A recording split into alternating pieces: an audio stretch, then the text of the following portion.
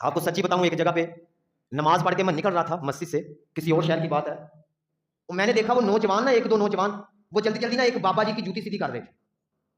جوتی ایسے پڑی تھی نا ایسے، تو بابا جی نے اندر سے باہر آنا تھا، وہ جوتے کا رخ ایسے کیا کہ سیدھا آ کے پاؤں کے اندر بابا جی ڈالے.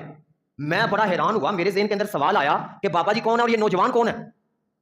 وہ ایک دن ان بابا جی سے میری ملاقات ہوگی، میں نے بابا جی سے کہا، میں نے کہا جی وہ کون تھے؟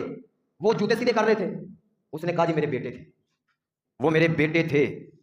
اس نے کہا میرا بڑا ادب کرتے ہیں، میرا بڑا احترام کرتے ہیں، ہاتھ باندھ کے کھڑے ہوتے ہیں میرے سامنے. اس نے بتایا، اس نے کہا ایک میرا بیٹا فلاں فیکٹری کے اندر کام کرتا ہے. اس نے کہا ہر روز رات کو وہ تقریباً 4-5 کلومیٹر سفر طے کر کے میرے پاس آتا ہے، اس کا گھر ادھر فیکٹری میں، لیکن وہ ہر روز رات کو آتا ہے، میری ٹانگیں دبا کے پھر واپس جاتا ہے.